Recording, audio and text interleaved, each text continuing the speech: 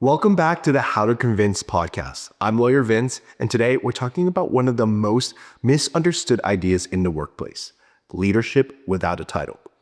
Because I'm going to tell you something right now, people do not follow titles. People follow presence. You can be the newest person in the room and still be the one everyone listens to. You can be the intern and still be the calmest, clearest voice in the moment.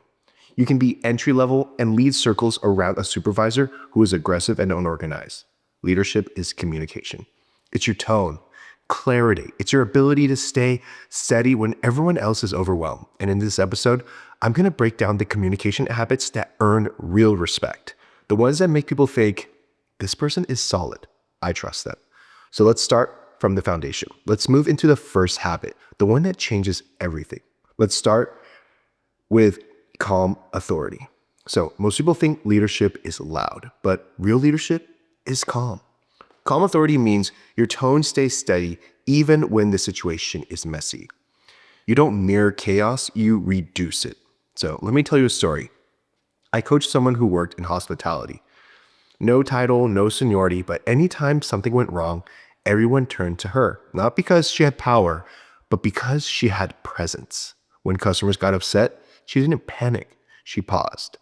When coworkers argued, she lowered her voice instead of raising it. When someone made a mistake, she said, let's get clear on what happened, instead of who messed up. So eventually, she got promoted, but leadership came first. The title just caught up. So here's your power line. I will respond in a moment. I want to be intentional with my words. See, that sentence alone puts you in control of the room. Next, we have habit number 2, which is clarity without apology. The fastest way to lose respect is to speak in question marks. People who lack confidence speak like this. Maybe we could, I'm not sure, but it's just an idea. See, leaders speak with clarity. Leaders speak in statements. Instead of just someone check in on that, what I want you to say is, I will follow up on that. Can someone support the next step? Instead of, I don't know if this is right, but replace that with, here is what we know, here is what needs to happen next. Clarity isn't harsh. Clarity is direction. People respect direction. So here is your clarity line. To keep this moving, I need a time you can commit to what works for you. See how grounded that feels? Now let's shift into the third habit. This one builds trust faster than anything else. Consistency. Leadership is not a one-time performance. It's a pattern, a repeat behavior. See, people respect you when they can predict you. If your mood determines your communication, people will not trust you. If your energy swings wildly, people will not rely on you. Consistency is not about being perfect. It's about being reliable. If you consistently follow through, people trust you. If you consistently communicate clearly, people listen to you. And if you consistently show up with integrity, people respect you, even without authority. Your line for this section is simple. You can count on me to follow through. Here's the next step that I will take. That is leadership in a sentence.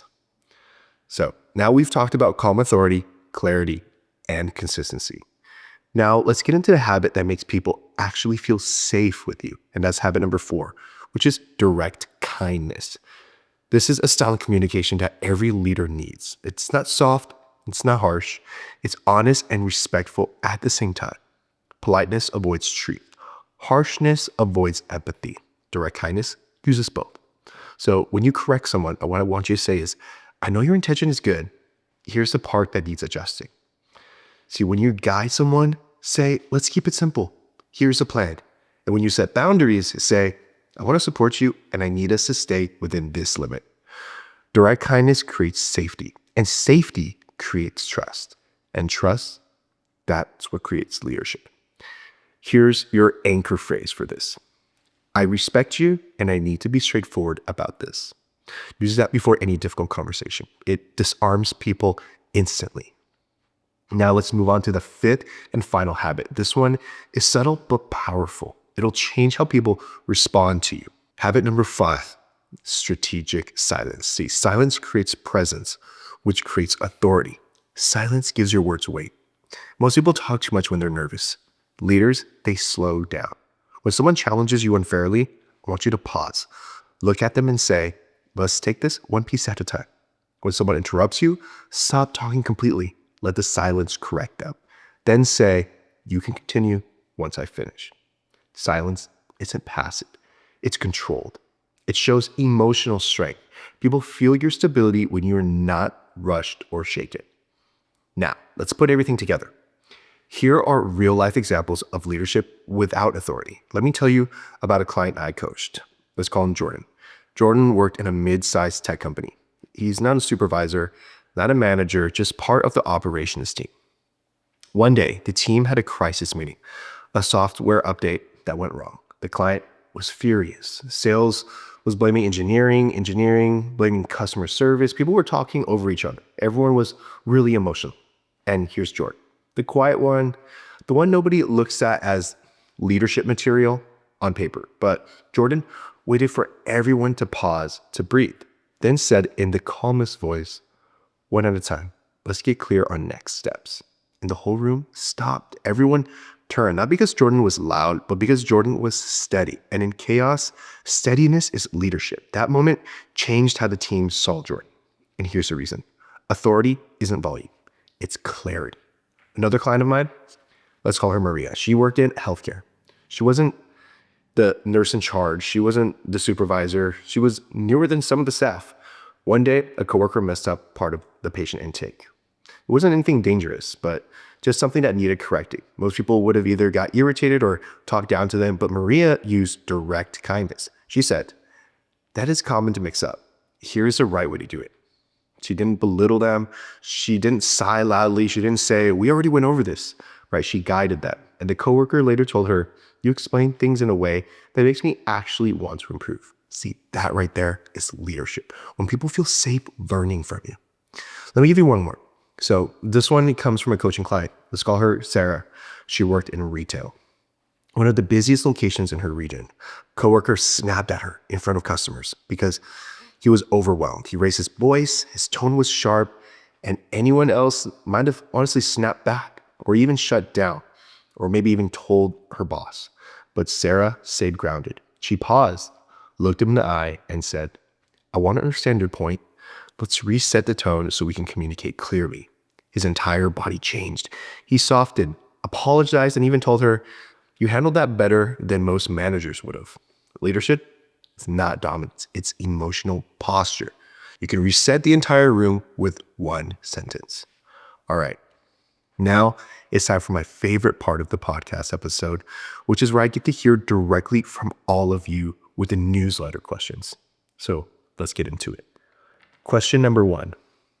I work in a retail setting with high turnover and often have to correct newer staff on policy or procedure. What are some strategies for correction that will not trigger defensiveness or rejection sensitivity?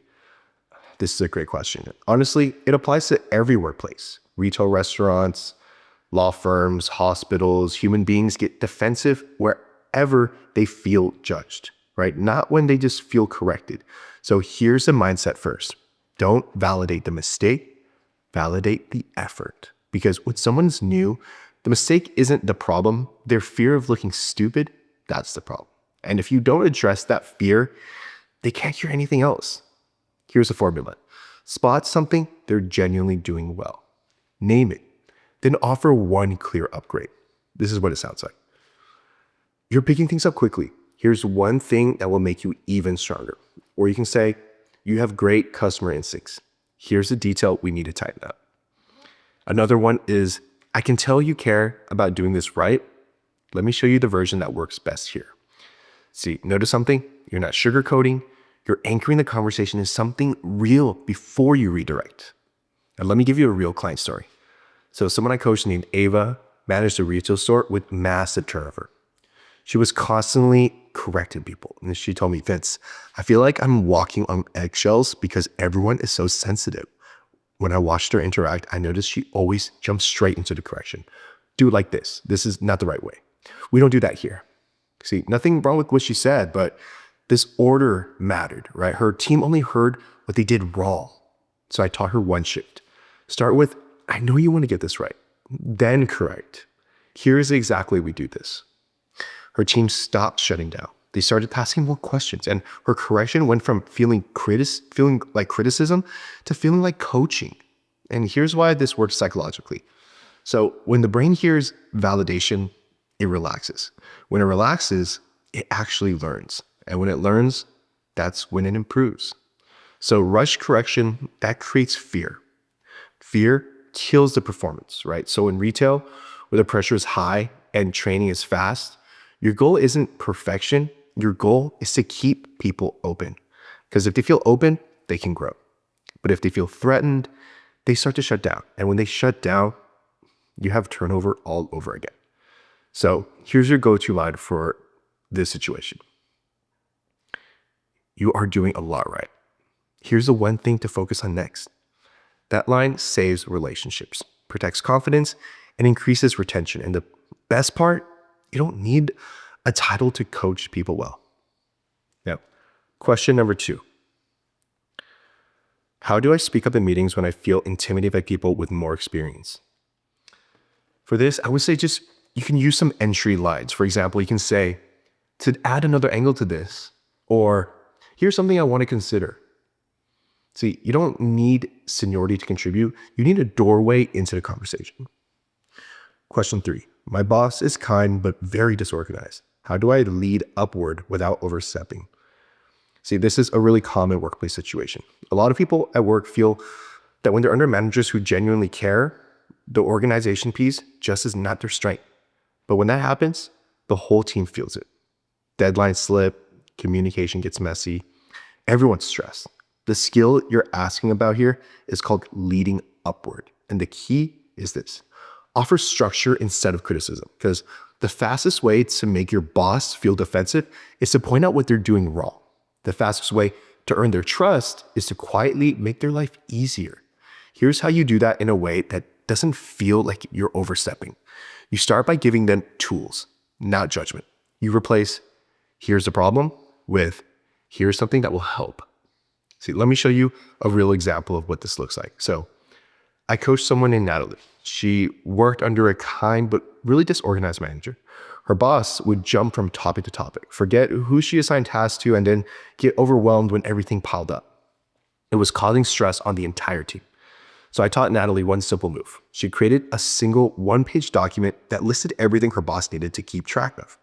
It had 3 clean sections. Section 1 was the current priorities, the task to discuss who was responsible, and the target dates. Section 2 was the items that they were waiting on that needed review, approval, or input from others. Then section 3, they were the completed items, everything the team finished with the date completed. Then she sent it with this sentence: to make things smoother, I put everything we talked about into one document so we could both see the plan at a glance. With this help, her boss opened it and immediately felt relief. Everything was in one place. See, no shame, no criticism. It was just structure. And here's what happened next. Her boss started relying on that document for clarity. When new tasks came up and she would say, "Can you add this to the doc?" When a client asked for an update, she would pull the doc and look prepared. Within a few weeks, Natalie had become the stabilizer, the organizational anchor, without ever stepping on toes, without ever overstepping authority.